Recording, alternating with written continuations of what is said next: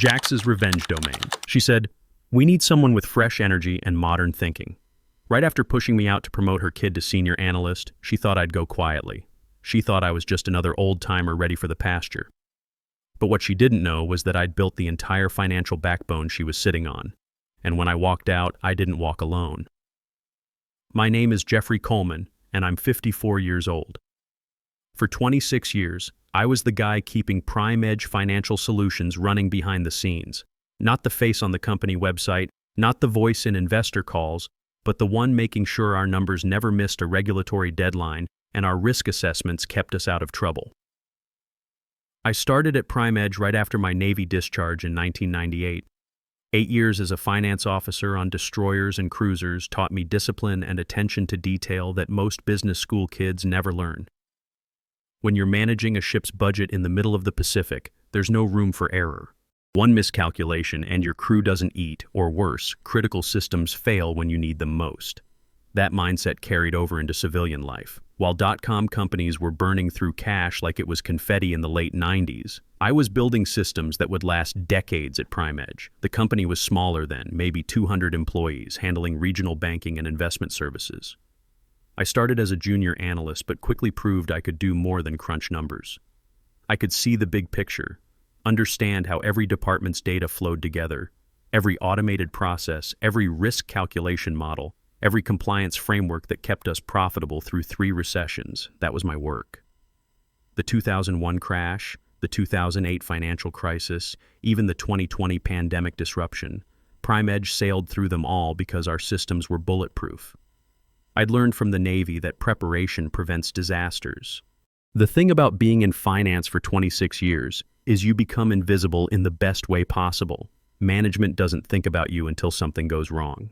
Then suddenly everyone remembers Jeff Coleman is the guy who keeps the lights on. CEO Richard Daniels used to joke that I was the company's insurance policy. As long as Jeff's here, we won't end up on the front page of the Wall Street Journal for the wrong reasons. I liked it that way. Let the executives fight over corner offices and parking spots. I wanted something more valuable, to be indispensable, to know that without me, the whole operation would collapse like a house of cards.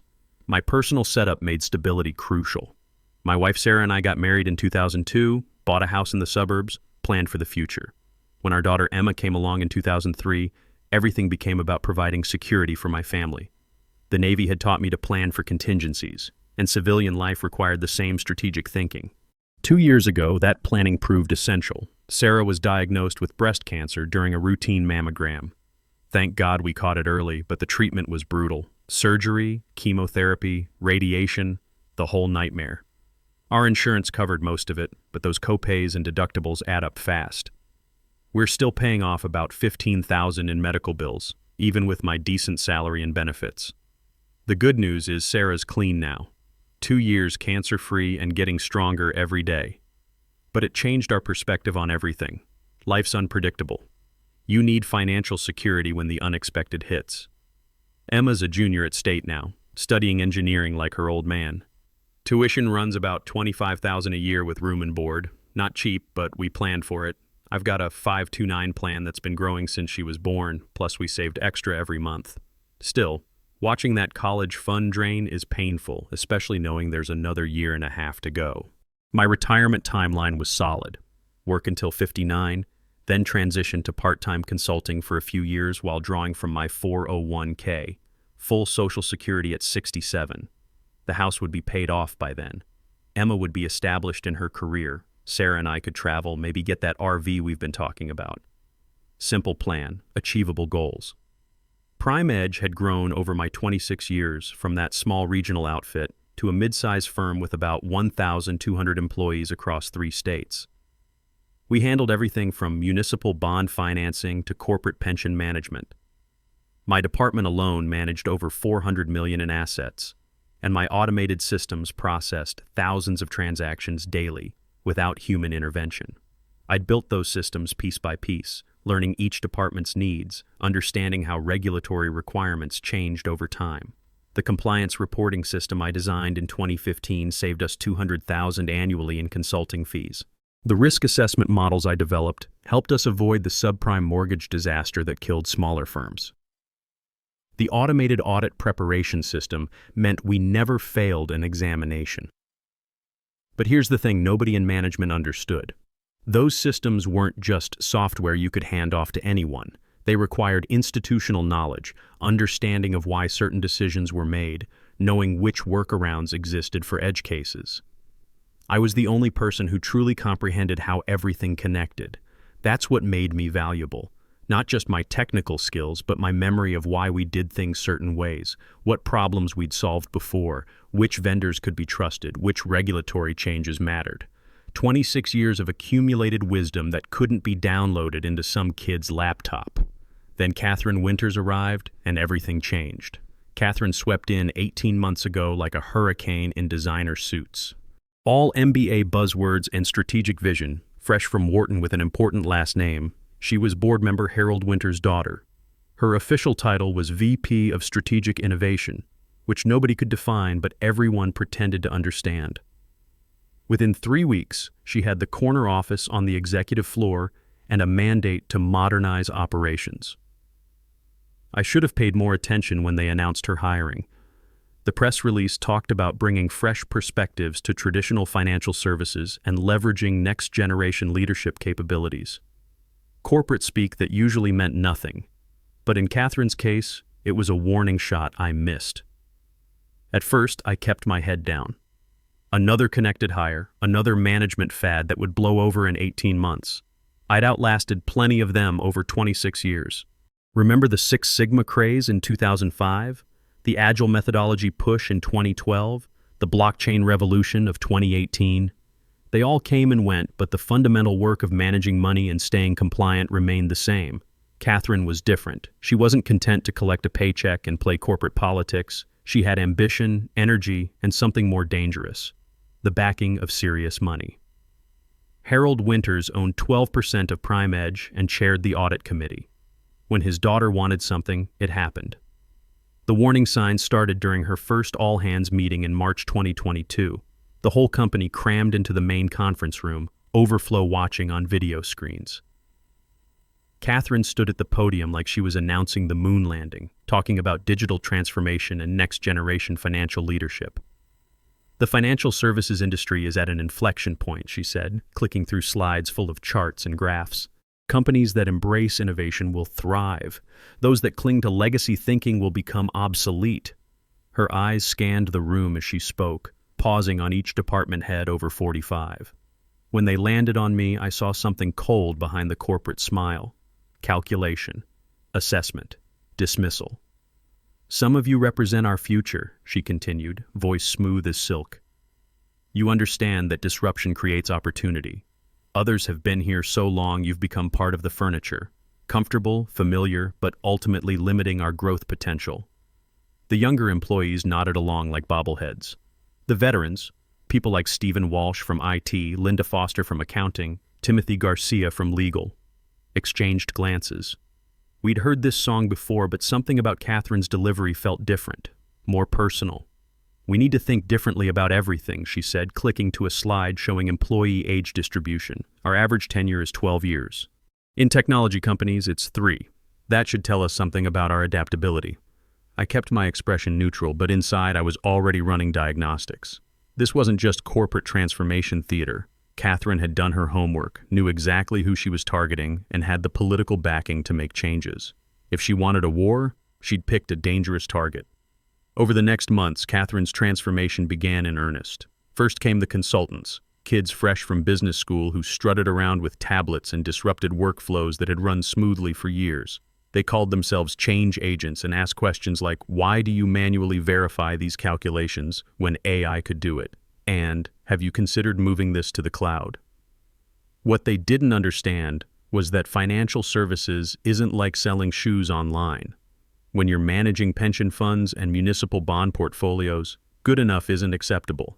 Every calculation needs to be verified, every process needs audit trails, every system needs bulletproof security. I'd seen what happened to firms that prioritize speed over accuracy. They ended up in headlines for all the wrong reasons. Then came the reorganizations. Departments that had reported directly to CEO Richard Daniels suddenly found themselves under Catherine's newly created innovation subsidiaries. My team got moved under something called Legacy Systems Optimization, which sounded friendly until you realized the goal was elimination, not improvement. My system access became a constant battle. Permissions would mysteriously disappear, then get restored after I complained to Richard, then disappear again. Catherine's people claimed it was security modernization, but I recognized the pattern. They were documenting what I had access to, preparing to revoke it permanently.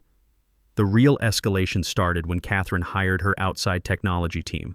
3 guys from Silicon Valley who'd never worked in regulated industries, talking about fintech disruption and legacy modernization. They spent weeks interviewing department heads, asking detailed questions about our processes and systems. During my interview, the lead consultant, some kid named Alex who couldn't have been older than 28, kept pushing about modernization timelines.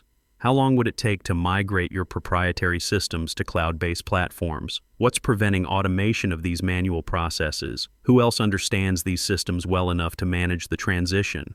That last question was the tell. They weren't planning to modernize my systems. They were planning to replace them, and replace me in the process.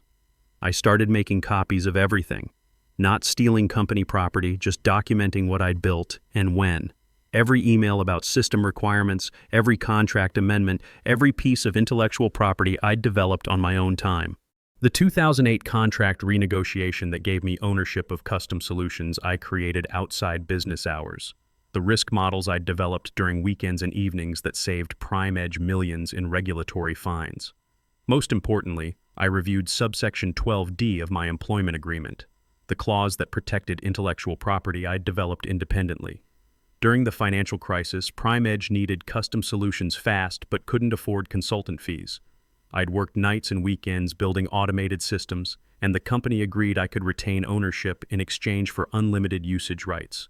It was my insurance policy, negotiated when PrimeEdge was desperate and I had leverage. Now, 14 years later, that clause was about to become Catherine's worst nightmare. But the real move was Brian. Brian Winters appeared one Tuesday morning in September, trailing Catherine like a lost puppy. 24 years old, fresh MBA from a decent school, internship at his uncle's investment firm, zero experience managing anything bigger than his trust fund portfolio. Catherine introduced him as a strategic financial analyst who'd be observing our operations to identify optimization opportunities. The nepotism was so blatant it was almost insulting. Here I was, 26 years of experience, and they were bringing in Catherine's son to observe me like some kind of specimen. But I knew the real game. Brian was there to learn my job so they could fire me. Brian set up in a cubicle next to my office, laptop open, leather journal ready. Kid looked nervous, like he knew he was in over his head but couldn't back out without disappointing Mommy. First day, he knocked on my door around 9:30. "Mr. Coleman? Mom said I should shadow you to understand our financial operations." Mom. He actually called Catherine Mom in the office. I gestured to the chair across from my desk. "Call me Jeff. Let's start with the basics. Tell me, Brian, what do you know about regulatory compliance in financial services?" His face lit up with textbook confidence. "Well, I took several courses on modern compliance frameworks at school. Automated monitoring, AI-driven risk assessment, blockchain integration for audit trails. I pulled up our primary compliance dashboard on my monitor. We use a customized system integrated with 17 different databases I designed over the past decade. Our reporting pulls from legacy mainframes, cloud platforms, and proprietary risk models. The AI solutions you studied wouldn't understand our data architecture, and blockchain is useless for our client needs." His smile faltered. "Oh, well, I'm a quick learner. I'm sure you are. But this isn't just about learning software. See this report?" I pointed to a quarterly risk assessment on screen.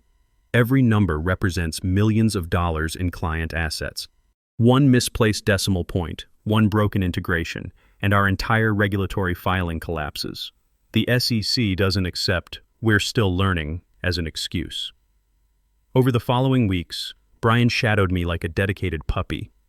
He asked elementary questions about systems I'd built from scratch, took notes on processes that existed nowhere except in my head, tried to understand connections that had evolved over decades of regulatory changes. How do you calculate the risk weighting for municipal bonds? Why don't we use cloud-based reporting platforms? Couldn't AI automate most of this manual verification? Each question revealed how little he understood about our business. This wasn't some startup where you could break things and fix them later. We managed pension funds for teachers, firefighters, police officers, municipal bond portfolios for small towns, investment accounts for retirees who couldn't afford losses. Every calculation mattered. I started documenting everything during those shadowing sessions, not to be malicious, but to protect myself. Every question Brian asked that revealed his inexperience, every suggestion that showed he didn't understand regulatory requirements, every moment when he looked confused by basic financial concepts. Meanwhile, I was quietly preparing my exit strategy. Every script, every macro, every custom integration was carefully cataloged. The beauty of my systems wasn't just what they did, but how they were built. Everything was modular, connected through interfaces that required my authentication protocols to function. The intellectual property clause in subsection 12D became my ace in the hole. During evenings and weekends over the years, I developed custom solutions that saved PrimeEdge millions. The automated compliance reporting system that eliminated consultant fees, the risk assessment models that prevented regulatory fines, the audit preparation tools that compressed months of work into days. Technically, PrimeEdge had the right to use these tools, but I owned the underlying code.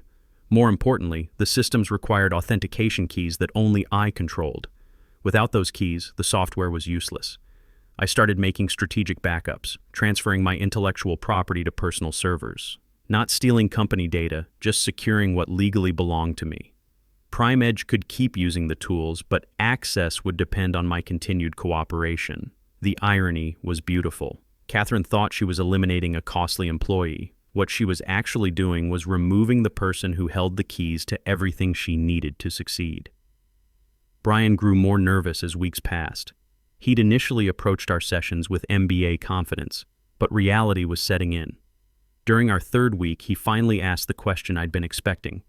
"Jeff, how long would it take someone to learn all this?" I leaned back in my chair, studying his worried face. "With your background? 2 years minimum, assuming nothing goes wrong, and you have someone experienced guiding you every step." His face went pale. "And if that someone wasn't here? Then I suppose you'd find out exactly how much Catherine's innovation rhetoric is worth when the SEC comes knocking, and you can't explain why our numbers don't add up." That's when I knew he was beginning to understand. Catherine had promised him a position he couldn't possibly fill. She'd set him up to fail, probably thinking she could bring in those Silicon Valley consultants to build new systems from scratch. What she didn't realize was that financial services isn't like developing apps. You can't iterate your way through regulatory compliance. The final escalation came in November. Catherine called a department heads meeting to announce the next phase of our transformation journey. She stood at the conference table with a PowerPoint about organizational optimization and strategic workforce alignment. "We're streamlining operations to promote agility and innovation," she announced, clicking through slides that showed my department being absorbed into her modernization initiative. "Some personnel represent our digital future. Others may find the new pace challenging." Stephen Walsh from IT caught my eye across the table. Linda Foster from accounting looked grim. We'd all seen this playbook before, but never executed with such obvious personal targeting. "Jeffrey," Catherine said, looking directly at me, "we need to discuss your transition timeline. Brian has been learning your processes, and we feel it's time for fresh leadership in financial operations." There it was, 26 years of service, and she was announcing my termination in a staff meeting. Not even the courtesy of a private conversation first. "I see," I said calmly. "When were you planning to discuss this transition?" "Soon. Very soon." The meeting invitation came that Friday at 4:30 p.m. No subject line, just conference room B, 5 p.m. In corporate America, late Friday meetings mean only one thing. I closed my laptop, backed up one final time to my personal systems, and smiled. Catherine thought she was eliminating an obstacle. What she was actually doing was pulling the pin on a grenade. The conference room smelled like fresh coffee and nervous energy. Catherine sat across from me, flanked by Susan Miller from HR and a lawyer I didn't recognize. Brian lurked in the corner, trying to look professional, but mostly looking like he might vomit. "Jeff," Catherine began, her voice dripping manufactured sympathy. Thank you for joining us. I know this timing is unusual. Not really, I said. I assume this is about my future with the company. Susan shuffled papers nervously. We'd shared birthday cakes in the break room and survived budget cuts for 15 years. Now she couldn't meet my eyes. We've been evaluating our financial operations structure, Catherine continued. The board has decided we need fresh perspectives and innovative approaches. Your contributions have been adequate, but we need someone who embraces next-generation financial strategies without resistance to change. Like Brian. Her smile sharpened. Brian brings cutting-edge knowledge and forward-thinking methodologies. He represents the future of financial leadership. He couldn't reconcile a basic trial balance without my help yesterday. Technical skills can be learned. Vision and adaptability cannot. The lawyer slid a severance packet across the table. 12 weeks pay, continued health benefits through March, positive reference letter, standard corporate disposal package. There's a comprehensive knowledge transfer requirement, Catherine added. 2 weeks to bring Brian fully up to speed on all systems and processes. We need someone younger, Jeff. Someone who understands modern financial paradigms. You're set in your ways. There it was. Age discrimination, barely disguised as strategic planning. After 26 years of keeping PrimeEdge compliant and profitable, I was being discarded for being 54 years old. When do you want me to leave? Today would be best. Security will escort you to gather personal items. Brian can start the knowledge transfer Monday. No. The word hung in the air like a dropped wrench. Excuse me? My contract specifies 30 days notice for termination without cause. Unless you're firing me for performance issues, which would be fascinating given my last review rated me exceeds expectations, I'll work my full notice period. The lawyer looked uncomfortable. Catherine's corporate mask was slipping. About that knowledge transfer, I continued calmly. Most of the systems Brian needs to learn aren't company property. They're mine. Check subsection 12-D of my employment agreement. Any automation or reporting tools I created on my own time remain my intellectual property. PrimeEdge has permission to use them, but that permission is revocable. The lawyer grabbed the packet, flipping pages rapidly. Catherine's face had gone from confident to confused to alarmed. That can't be legal, she protested. Everything I create during business hours for direct company use belongs to PrimeEdge. But those evening and weekend hours I spent building custom solutions to save you millions in consultant fees, that belonged to me. Your predecessor agreed because it was good business. I stood up, smoothing my jacket. 3 days from now, when your financial systems start failing, when your dashboards go dark, when Brian can't access the tools he needs to do a job he's not qualified for, don't call me. I won't be answering. You can't sabotage the company, Catherine sputtered. I'm not sabotaging anything. I'm exercising my contractual rights. Rights you should have reviewed before trying to replace me with your unqualified son. Brian made a strangled sound in the corner. I opened the door. Susan, I'll clean out my office Monday. Have security ready if you want, but I'll be handling this transition professionally. That weekend, I worked methodically from my home office. Every tool, script, and automated system was carefully extracted from PrimeEdge's infrastructure. The company could keep using them until Monday at 9 a.m. Then access would terminate permanently. I'd also sent carefully worded emails to key clients, thanking them for years of collaboration and suggesting they might want to verify their next reports extra carefully. Professional courtesy calls, nothing more. Monday morning arrived gray and drizzly. I got to the office early, security guards waiting to supervise my packing. At 8:45, Brian appeared clutching his laptop like armor. Jeff, thank God you're here. I've been trying to access the quarterly systems all weekend. You can't, I said simply. You don't have permissions. Can you give them to me? Catherine wants the investor report by 10 o'clock. I glanced at my watch. Brian, permissions aren't passwords you hand over. They're tied to authentication certificates, security protocols, biometric access. Even if I wanted to transfer them, which I don't, it would take weeks. His face went white. At 9 a.m. exactly, my computer chimed. Brian's laptop screen flickered, then erupted in error messages. His phone started ringing immediately. The door burst open. Catherine stood there, hair messed, panic creeping through her professional veneer. What did you do? Exactly what I said I would. I revoked access to my personal intellectual property. The investor meeting is in an hour. Then I suggest you explain how your innovative approach involves firing the person who built the systems you need. My phone buzzed with texts. Stephen from IT. Cascading system failures. Email automation down. Linda from accounting. All dashboards showing access denied. Timothy from legal. Board members calling. What's happening? Over the next 2 weeks, Prime Edge descended into chaos. The investor meeting was a disaster. Quarterly reports couldn't be generated. The SEC started asking pointed questions about delayed filings. But the real blow came when my colleagues started resigning. Not because I recruited them, but because they saw what happened when experience was treated as liability. Stephen, Linda, Timothy, even Susan from HR, 28 senior employees over 2 weeks, all following me to Charles Davis Financial Group, where my old Navy buddy Charles had been CEO for 5 years. Catherine tried everything: threats, lawsuits, desperate offers to bring me back. But it was too late. The board terminated her for gross negligence. Brian resigned after 6 days, admitting he was set up to fail by family expectations.